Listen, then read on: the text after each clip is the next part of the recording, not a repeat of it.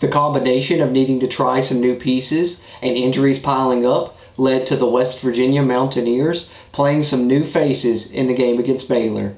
Let's find out just who played and how much. Let's go!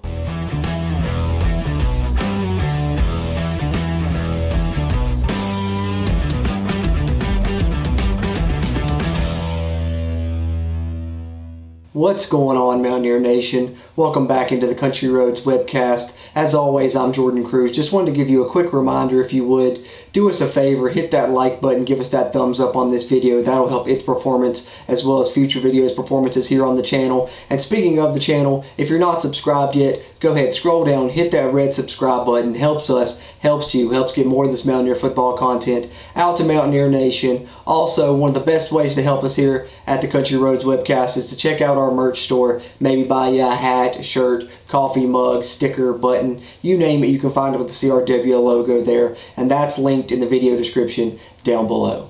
That being said, let's get into it.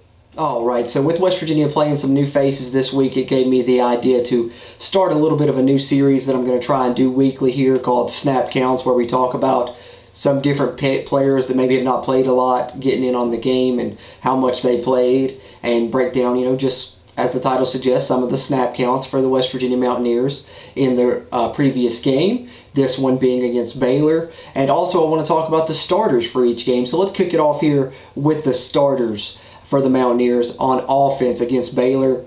As you can see here, JT Daniels getting the start at quarterback, of course. Tony Mathis getting the start at running back. The ex-starting wide receiver, Bryce Ford-Wheaton. The Y receiver, Sam James. The Z receiver, Caden Prather. Brian Polindi getting the start at tight end with Mike O'Laughlin out with another ACL injury. Left tackle, Wyatt Milam. Left guard, James Gamitter.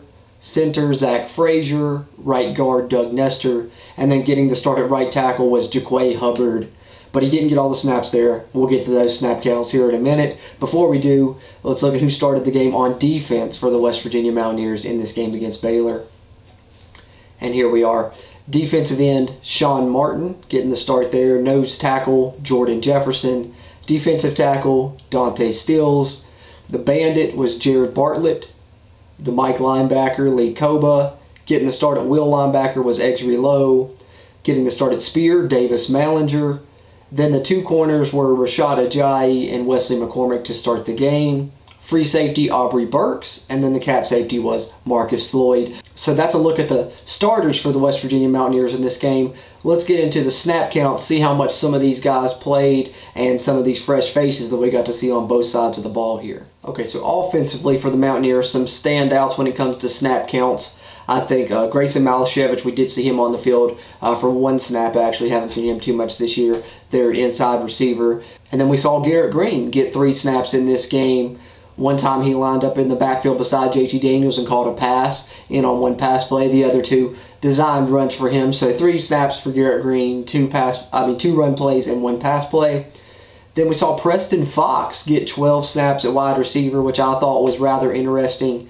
And then looking at these snap counts, one of the things that stands out on offense is 0 snaps for Cortez Braham. So I'm wondering if he's maybe nursing an injury. We'll see what happens there moving forward. Hopefully he comes back, as he's a guy that I think could contribute for the Mountaineers this season. But in his absence, we did see the West Virginia native, former walk-on that got a scholarship this spring and really stood out during spring football, and in the spring game, Preston Fox get onto the field. Preston Fox played 12 snaps, so it was good to see Preston Fox get onto the field and get some action. As we mentioned, Mike O'Laughlin out at tight end in this game. Brian Polindi did get the start. Mountaineers did play some 12 personnel though, so Traylon Davis also ends up with 12 snaps in this game. Jeremiah Aaron, the other JUCO wide receiver the Mountaineers have been playing sparingly, ends up with 19 snaps in this game.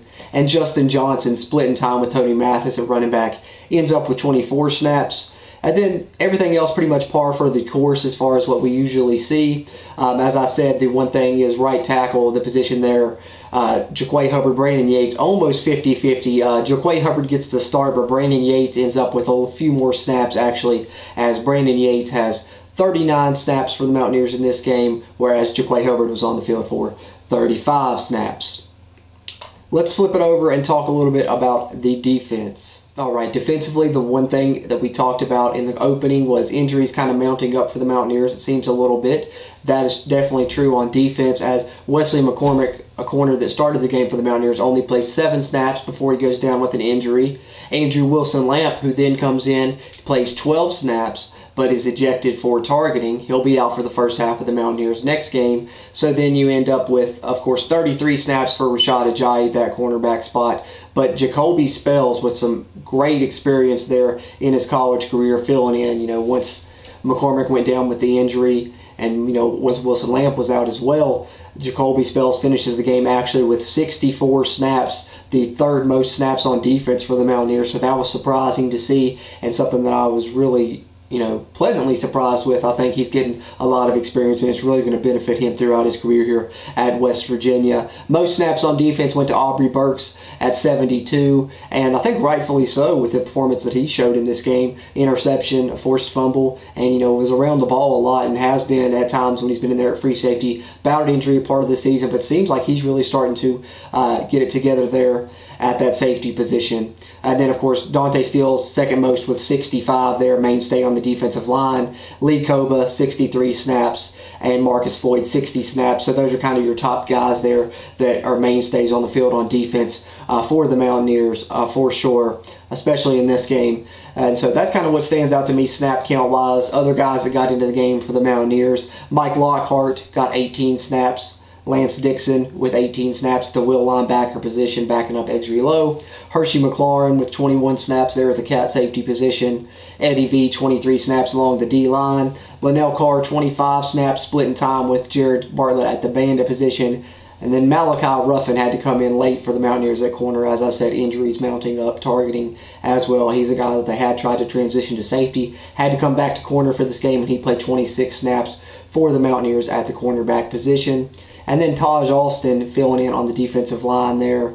No longer starting, as that's gone to Sean Martin now, but Taj Alston in on a fair share of his snaps in this one as well, as he plays 36 snaps in the game, actually. So outnumbers Sean Martin in the snap count, 36 to 26 in this one.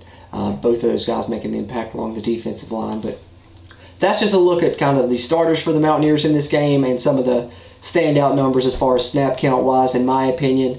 But what are your all thoughts overall on who the Mountaineers got to see play in this game? Who would you like to see play more? And do you like this as a series and want me to continue to do this for the remainder of the 2022 season? Let me know down in the comments how you're feeling. That being said, I appreciate you tuning into this video here on the Country Roads Webcast channel. Before you head out, if you haven't already, hit that like button, give us that thumbs up. That'll help this video's performance and help future videos performances on the channel as well. And if you haven't already, hit that subscribe button. Helps us, helps you, helps get more of this Mountaineer football content out to Mountaineer Nation. Having said that, I'm Jordan Cruz, and until next time, let's go Mountaineers. If you really want to know, then come on, let's go. Take a stroll down those